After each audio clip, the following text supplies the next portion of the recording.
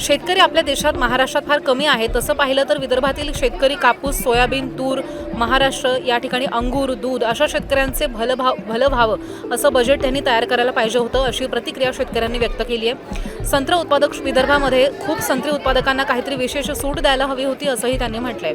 काजू, किशमिश, अक्रोड दाखवून त्यांनी शेतकऱ्यांची फसवणूक केली आहे आणि हे सरकार शेतकऱ्यांच्या पूर्णपणे विरोधात आहे असं सुद्धा बाळा मावस्कर म्हणाले।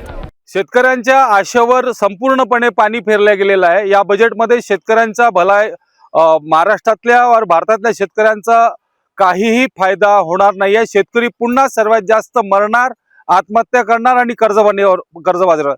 शेतमालाला यांनी भाव द्यायची काही घोषणा केली नाहीये, जेवढा खर्च येतो त्या भावावर।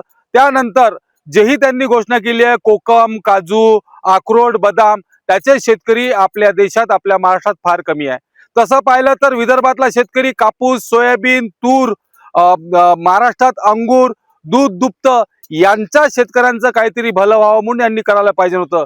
तसंच आपल्या इथे संत्रा उत्पादक खूप आहे विदर्भात, तर संत्रा उत्पादकांना काहीतरी विशेष सूट द्यायला पाहिजे नव्हती। मोहा उत्पादन होते आपल्या विदर्भात, त्यांना सुद्धा काही सूट देण्यात आली नाही। फालतू काजू, किसमिस, अक्रोड दाखवून यांनी शेतकऱ्यांची फसवणूक केलेली आहे आणि जोपर्यंत हे सरकार शेतकऱ्यांच्या पूर्णपणे विरोधी शेतकरी आहे, छोटा शेतकरी या पूर्ण सरकारमध्ये संपणार आहे। यांना हा शेतकरी मोठा कॉर्पोरेट शेतकरी तयार करायचा आहे, छोट्या शेतकऱ्यांना यांना संपवायचं आहे। हे असं निव्वळ एक फोकणारं खोटं बजेट या वर्षीचं सादर झालेलं आहे आणि याच्या पूर्वी सुद्धा आजपर्यंतच्या काळात यांनी शेतकऱ्यांच्या विषयी कोणतंही योग्यरित्या फायदा व्हावा असं बजेट सादर केलेलं नाहीये।